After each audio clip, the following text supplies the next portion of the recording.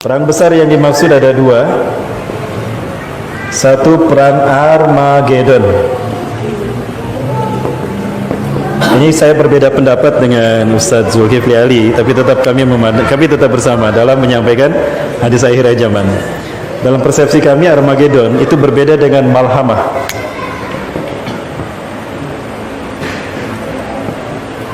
Apa bedanya? Armageddon ini masih menggunakan teknologi. Perang nuklir masih terjadi, nuklir digunakan di sini. Adapun Malhamatul Kubra itu sudah tidak ada teknologi. Ya, karena teknologi sudah hilang dari muka bumi, Bapak Ibu. Di mana perang saat ini hanya menggunakan kemampuan fisik.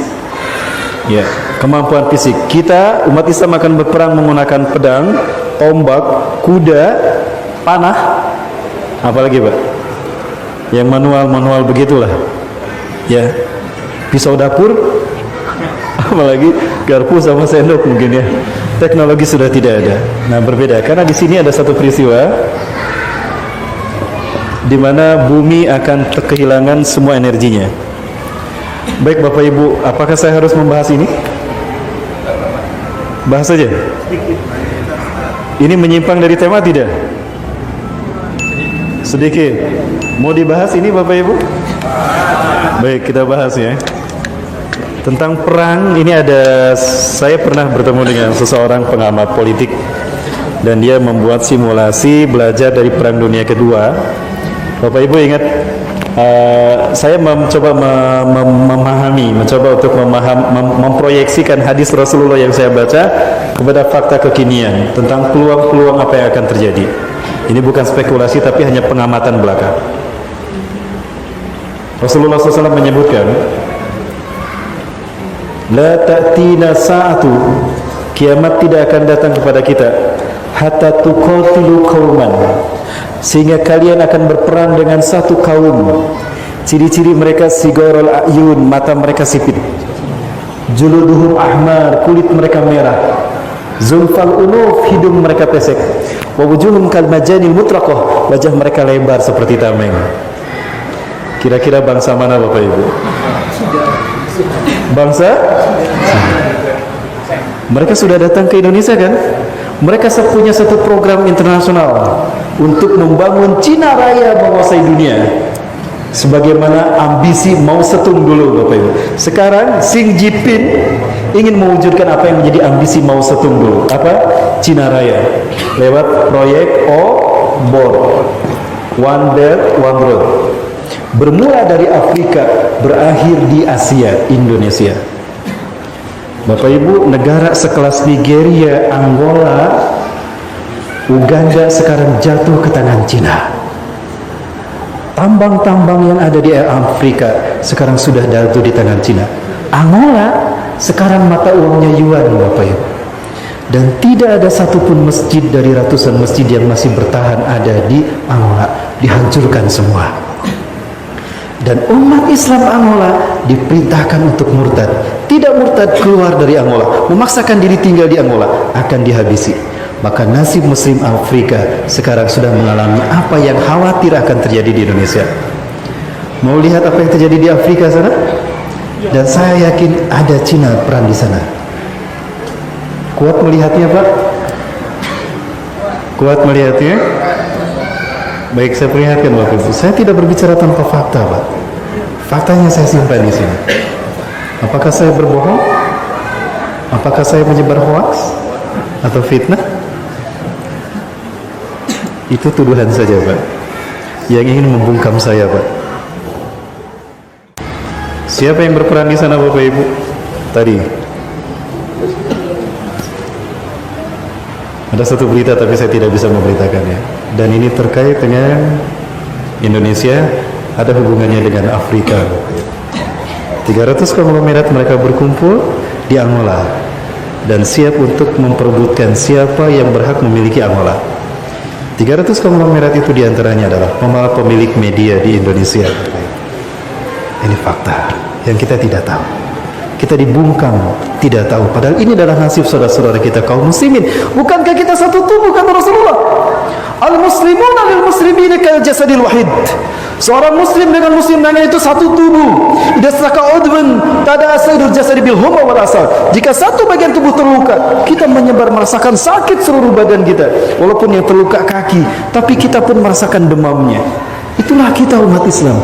Adakah kita merasa sakit ketika saudara-saudara kita dibantai di sana?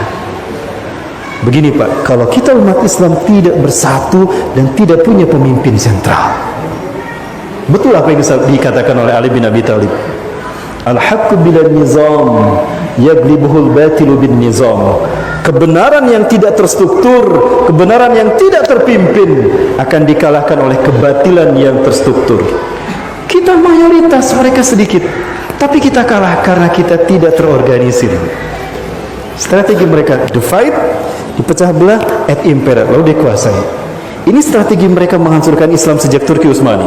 Walaupun umat Islam menguasai 2/3 dunia, dipecah-pecah kayak kue lapis. Mesir diberikan pada Inggris, Afrika Prancis, Palestina, Jordan Inggris, Suriah, Libanon Prancis, Aljazair Prancis, Irak Inggris, Afghanistan Rusia, ya, Malaysia Inggris, India Inggris, Indonesia Belanda.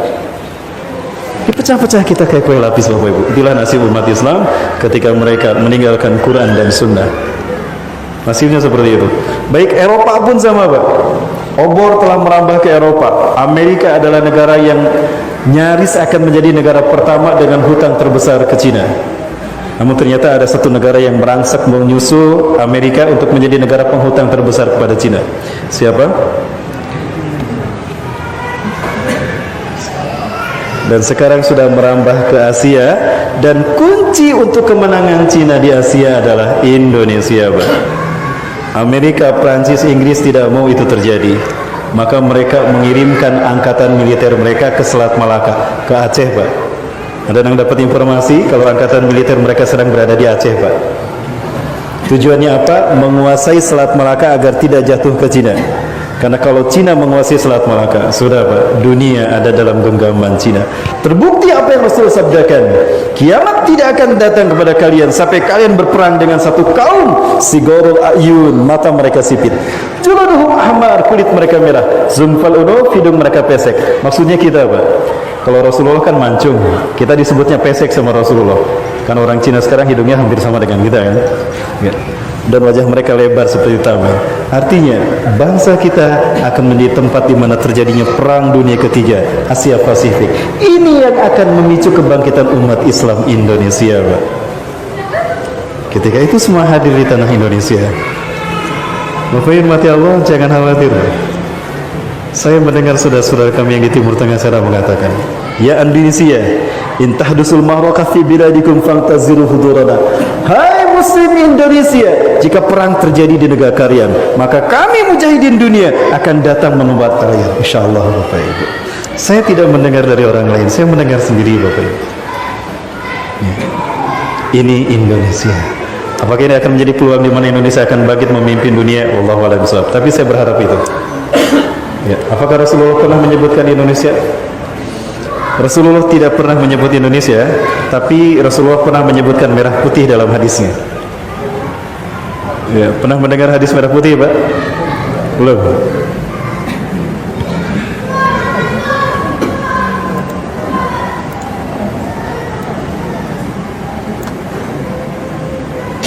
Mohon maaf, ini saya ulang-ulang, Bapak Ibu, ya, untuk menyemangati teman-teman, terutama para pemuda.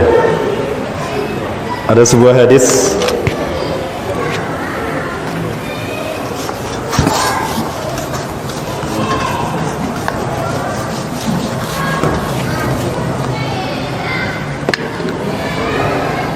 Anna Sauban hadasahu, bahwasanya Sauban bercerita, annahu sami'a Rasulullah sallallahu alaihi wasallam yaqul, bahwa dia mendengar Rasulullah bersabda, inna rabbi zawaliyal arda, sesungguhnya Tuhanku melipatkan bumi ini untukku.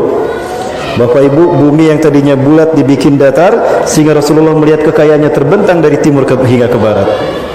Berarti bumi ini datar apa bulat? Sekali lagi Rasulullah mengatakan, inna rabbi zawaliyal arda, sesungguhnya Allah Tuhanku melipatkan bumi ini untukku. raaitu masyariqah wa maghribah, sehingga kekayaannya terbentang dari timur hingga ke barat dunia. Berarti bumi sebelumnya bulat apa datar? Bulat. Mana yang benar, bulat apa datar? Bulat. Sepakat bulat? Ada flat earth society di sini? Tidak ada. Ya. Hatta raaitu masyariqah wa maghribah, sehingga aku melihat kekayaannya terbentang dari timur hingga ke barat dunia. Wa atani al-kanzaini, dan Allah memberikan dua pusaka kepadaku. Al-ahmar wal abyad, pusaka merah dan pusaka putih. Wa anna ummati, dan sesungguhnya umatku, saya belum mulkuha, kembali di akhir zaman akan menguasai, akan sampai kekuasaannya mazawaliya minha, dari barat hingga, dari timur hingga ke barat dunia. Artinya Bapak Ibu, insyaallah umat Islam akan kembali memimpin dunia dari timur hingga ke barat. Dan Rasulullah menyebutkan kebangkitan Islam dari timur hingga ke barat ini terkait dengan dua pusaka. Gini apa gini Pak? Duanya Pak? Sama aja Pak ya? Sama aja ya. Dua pusaka, pusaka merah dan pusaka putih. Saya penasaran, ingin tahu bagaimana pendapat para ulama Timur Tengah terkait dengan ini. Ini Syekh Ali Yaqub Al-Abbasi, beliau adalah ketua MUI-nya Palestina, ketua Rabitah Ulama Palestina. Sehabis sholat subuh berjamaah, saya keluar dari pintu yang sama ternyata. Beliau masih ingat sama saya ketika saya belajar tentang sejarah Palestina pada beliau. Ini dosen saya, Pak. Kok kamu ada di sini? Saya pimpin jemaah umroh, Syekh. Ya, nah ini pernah saya tanya tentang pandangan beliau terkait dengan hadis merah putih. Ahunaka mu'alaqah baina hadal hadis bi biladina. Apakah ada keterkaitan antara hadis ini dengan negara kami? Li'anna liwana al-ahmar wal abyad. Karena bendera kami merah putih, Syekh. Apakah merah putih itu kami Indonesia? Apa kata beliau? Lima tatakulu kadalik. Kamu bisa ngomong gitu. Tapi di ceramahnya apa kata beliau? La na'takid himmatana li tahdil al-Quds Palestin ala yadil arabin wala ala gharbin wala bi ittihadihim, lakinnana na'takid anna nusratan min Allah satahduru ala yadaykum ya Indonesia. Paham Pak? Itu kata beliau. Kami tidak berharap merdekanya Palestina dan kembalinya Al-Quds kepada kaum muslimin, kepada Arab, dan tidak pula kepada PBB dan Barat dan PBB-nya. Tapi kami yakin pertolongan Allah akan datang melalui tangan kalian, hai Indonesia. Allahu Akbar. Ini Bapak Ibu, peluang kita. Ingat, ini harapan mereka. Jangan kita sia-siakan. Panasnya geopolitik kita hari ini adalah fit and proper test dari Allah. Uji kelayakan dari Allah untuk kita. Layakkah kita memimpin dunia?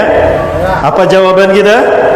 Sambut dengan kepala tangan kita Bapak Ibu. Layakkah kita memimpin dunia? Takbir. Baik. Mas, saya sudah lantang jadi batuk, Mas. Yang kedua, kalau tadi setelah sholat subuh, sholat asar ternyata kami diimami oleh Syekh Yusuf Abu Sunainah. Ini Syekh Yusuf, dai akhir zaman. Dan kita berada di pesantren Madrasah Sufah yang dulu dibangun oleh dua sahabat besar, Shaddad bin Aus dan Ubadah bin Samit, yang makamnya ada di balik, di samping pesantren ini. Inilah dua sahabat Rasulullah yang mengajarkan, yang menciptakan para penghafal Quran.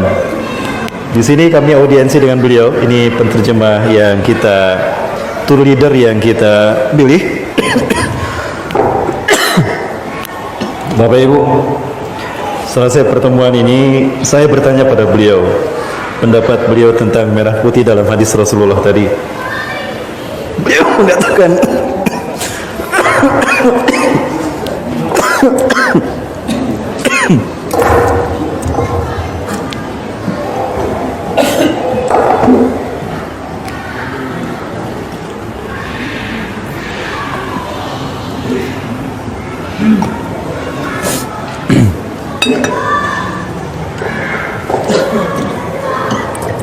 kami tanya pandangan beliau tentang Indonesia, tentang merah putih itu.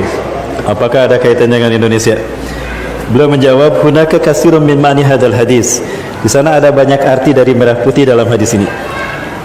Lakin a'taqid ihda minhunna anta ya Indonesia, antum ya Indonesia. Ada banyak arti dari merah putih dalam hadis ini. Tapi saya yakin salah satu dari arti merah putih ini adalah kalian Indonesia. Bapak Ibu, ini orang kedua yang berbicara begitu. Kemudian yang ketiga, ini Dr. Abu Bakar Al-Awawidah, Wakil Ketua Rabitah Ulama Palestin. Beliau matanya menjadi buta karena setiap hari disiksa oleh Israel ketika di penjara. Beliau pernah datang dan mengimami kami sholat tarawih di Jogokarian, Mbak. Ya. Kepada beliau kita bertanya juga tentang hadis merah putih ini. Apa tanggapan beliau? Ala kulli biladil muslimin alladzina yaqbaluna al-islam dinahum. Dari semua negara yang menerima Islam sebagai agamanya, antum ya Indonesia lam yakhtarakumullah liqiyami hadzal din. Dari semua negara yang menerima Islam sebagai agamanya, tinggal kalian Indonesia yang belum Allah pilih untuk memimpin kebangkitan dunia. Turki sudah, Mesir sudah, Afrika sudah, Arab, Komo sudah, ya. Eropa dulu ada Andalusia. Mana yang belum? Indonesia, Pak, yang belum. Apakah ini syarat Islam Indonesia akan bangkit? Saya yakin, Bapak Ibu. Kapan? Satu periode lagi, misalnya. Dan baik. Artinya di 5 tahun ini kita akan mengalami masa-masa sulit, Bapak Ibu. Bukan hanya sulitnya kita untuk survive menghadapi dahsyatnya, kerasnya alam saat itu, tapi kita juga akan menghadapi panasnya geopolitik, terutama 2 perang besar, Armageddon dan Malhamatul Kubra. Terkait dengan Armageddon, Rasulullah tidak pernah menyebutkan Armageddon, tetapi Rasulullah pernah menyebutkan perang Ahzab, di mana dalam perang Ahzab ini Barat bersekutu semua membentuk 80 persekutuan manusia, bangsa. Hum yataharrakuna tahta samanina royah. Mereka akan bergerak di bawah 80 bendera, artinya 80 negara. Walikuli royatin, dan setiap bendera membawahi 12.000 pasukan. Isna asyara alaf junudan. Artinya ada 1 juta barat, pasukan barat Eropa, multinasional Eropa akan menyerang umat Islam. Di mana? Di Suriah. Kenapa harus di Suriah? Skenario-nya begitu, Bapak Ibu. Jadi pada saat itu Turki akan jatuh ke tangan Eropa, dan umat Islam akan berhadapan dengan mereka. Tapi itu Malhamatul Kubra. Sebelumnya ada yang Rasulullah sebutkan Al-Ahzab, yaitu perang nuklir. Nah, dalam perang nuklir ini umat Islam masih bersatu dengan Barat. Wa antum satastasrikuna bi Bani Asfar. Kalian akan bersekutu dengan Bani Rum, Bani Asfar yang berkulit bule.